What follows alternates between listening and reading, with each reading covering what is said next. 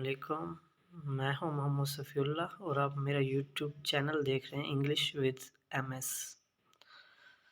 उम्मीद करता हूं कि आप सब ठीक होंगे। आज का जो हमारा टॉपिक है वो है critical discourse analysis. Critical discourse analysis को समझने से पहले हम डिस्कोर्स को स्टडी करेंगे कि डिस्कोर्स होता क्या है। फर्स्ट ऑफ ऑल हम डिस्कोर्स को स्टडी करते हैं, ठीक है।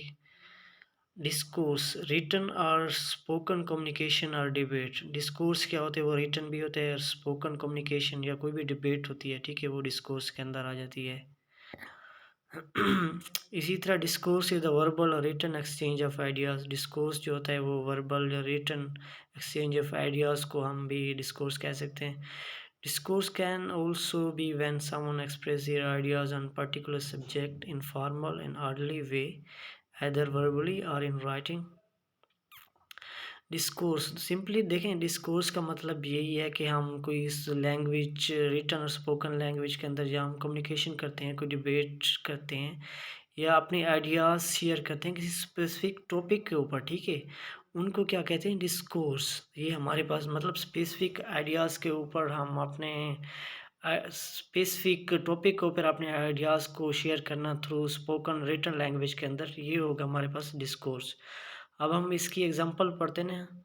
Example of discourse is a professor meeting with student to discuss a book. एक प्रोफेसर है, वो स्टूडेंट से मीटिंग करता है डिस्कशन करने के लिए एक बुक के ऊपर। डिस्कशन मतलब डिस्कशन ऑन बुक, एक मतलब एक स्पेसिफिक टॉपिक हो गया, ठीक है। प्रोफेसर स्टूडेंट के साथ मिलकर एक बुक के ऊपर डिस्कस कर रहा है, ठीक है, एक स्पेसिफिक टॉपिक हो गया, डिस्कस ऑन बुक। ये हमारे पास डिस्कोर्स हो गया, डिस्कोर्स की एग्जांपल होगी। Discourse is defined as a talk about a subject. An example of discourse is two political talking about current event। इसी तरह दो politicians जो हैं, ठीक है, वो करंट इवेंट्स के ऊपर मतलब वो डिस्कशन कर रहे हैं, ठीक है, अपने थॉट्स या अपने पॉइंट ऑफ व्यू को शो ऑफ कर रहे हैं, ठीक है। ये भी डिस्कोर्स की एग्जांपल होगी, ठीक है। आगे चलते हैं।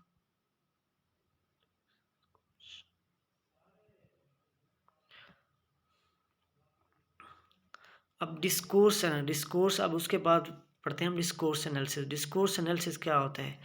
Discourse analysis is a method of analyzing the structure of text or utterance longer than one sentence, taking in account both their linguistic content and their social context. Analysis performed using this method।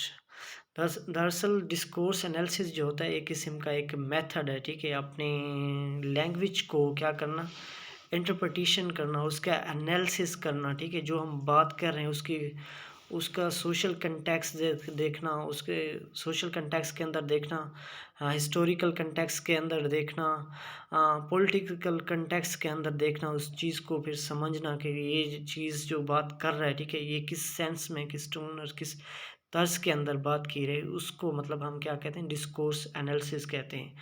ये discourse analysis इस चीज़ को मतलब हम language के अंदर language के हम further interpretation करते हैं, ठीक है, उसका सोशल कंटेक्स्ट देखते हैं, उसका political context, historical context, metaphor कहाँ पे इस्तेमाल हो रहा है, सिमिली कहाँ पे इस्तेमाल हो रही है, पार्ट ऑफ स्पीच कौन सा है, प्रोनाउंसिएशन वगैरह, इन चीज़ों को डिस्कस करना, इनकी इंटरप्रिटेशन करना, ठीक है, इनका एनालिसिस करना, ये कहलाता है डिस्कोर्स एनालिसिस।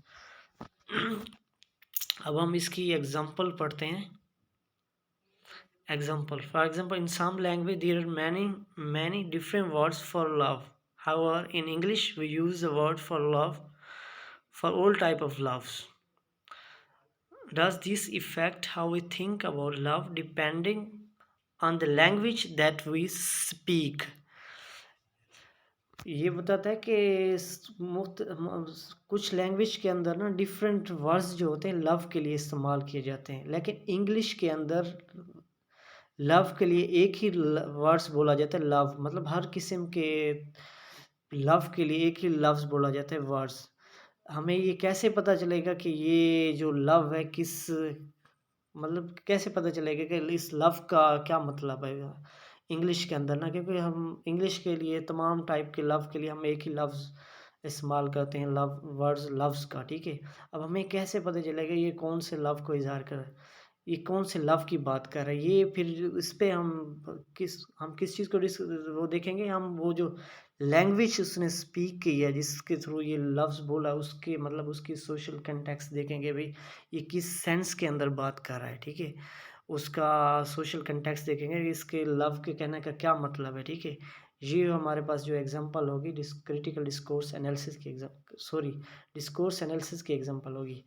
आगे जो हमारा टॉपिक है वो है नहीं की एग्जांपल ऑफ डिस्कोर्स एनालिसिस। अब इसी तरह हम अगर आप टेलीविज़न देख रहे हैं आप उसका डिस्कोर्स एनालिसिस कर सकते हैं किसी भी प्रोग्राम का। इसी तरह अगर मूवी देख रहे हैं, सिर्फ कोई फिल्म वगैरह देख रहे हैं, उसका आप डिस्कोर्स एनालिसिस कर देते हैं। अगर न्यूज़पेपर पढ़ रहे हैं उसका उसमें से किसी आर्टिकल के ऊपर मतलब आप डिस्कोर्स एनालिसिस कर दें। एडवर्टाइजिंग के ऊपर आप डिस्कोर्स एनालिसिस कर सकते हैं।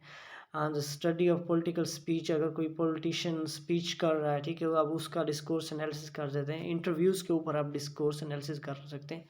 ये तमाम की एग्जांपल जो डिस्कोर्स एनालिसिस की गई है, आप इन सब के ऊपर ना अपना क्या कर सकते हैं, डिस्कोर्स एनालिसिस कर सकते हैं। इसी तरह अब हमारे पास एक और आ गई क्रिटिकल डिस्कोर्स एनालिसिस। ये दरअसल क्या है, डिस्कोर्स एनालिसिस की एक किस्म की एक टाइप है क्रिटिकल डिस्कोर्स एनालिसिस।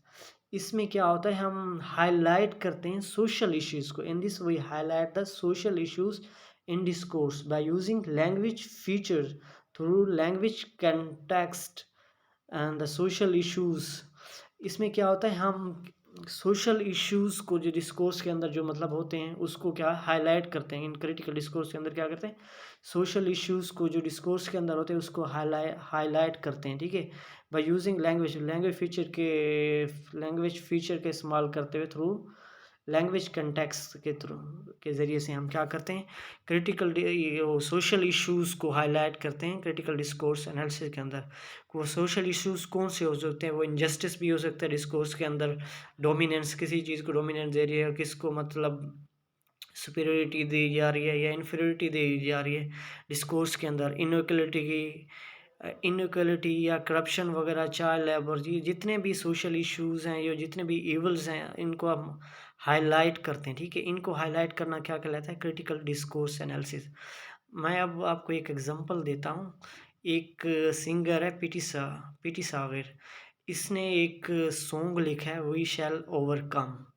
इसमें ना इसने जो इनजस्टिस हो रही है ना, ठीक है, फ़लस्तीन के साथ जो इज़राइल कर रहा है उसको दिखाया हुआ है, ठीक है।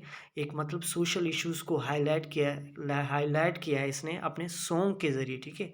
इसने सॉन्ग के ज़रिए सोशल इश्यूज़ को हाईलाइट किया। वो सोशल इश्यूज़ कौन-सा है, injustice, by using a language feature. उम्मीद करता हूँ आज का टॉपिक समझ आ गया हो, आप समझ गए होंगे आपको। Thank you.